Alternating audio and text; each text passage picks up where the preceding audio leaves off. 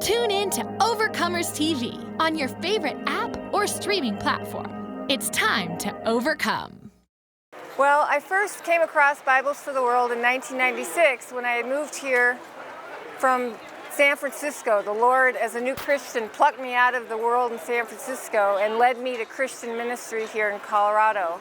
I went through the alphabetized phone book and started sending out resumes, and Bibles for the World was in the B's. Lo and behold, John Pedite, the executive director at the time, got my resume, liked what he saw, and called me in for an interview, and I ended up being the #1 first employee in the ministry when they moved from Wheaton to Colorado Springs. So he interviewed me on a card table with a chair, and we had no furniture, and I just felt blessed to be there, and my world was so open to Christian ministry at that point. It just started from there.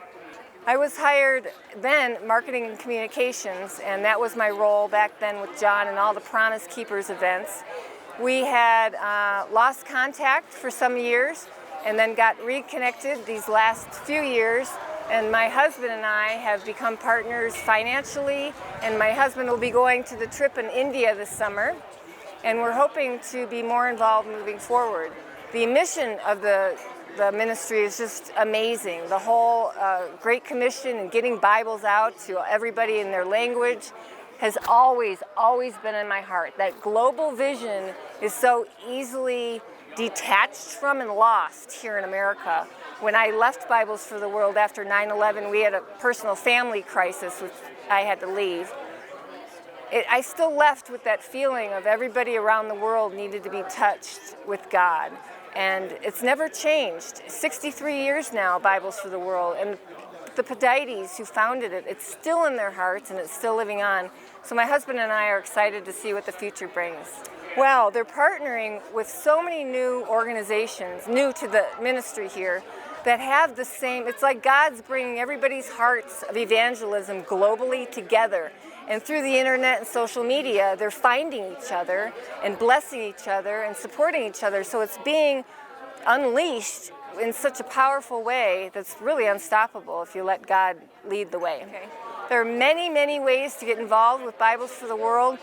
You know, you don't have to be on the front lines going to another country yourself. You can simply pray, you can donate money. They have sponsorship children, but they also have sponsorship where you can sponsor adults who are going to seminary school.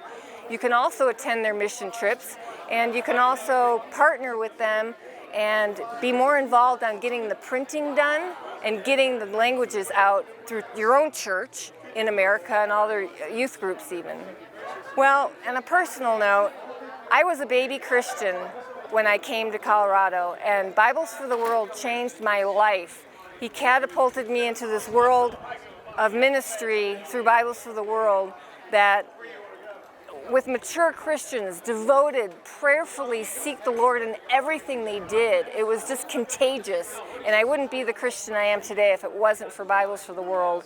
No matter if you're working for them, praying for them, they are anointed, and I just highly recommend anybody get involved in any way that you can, just by visiting the website and calling them.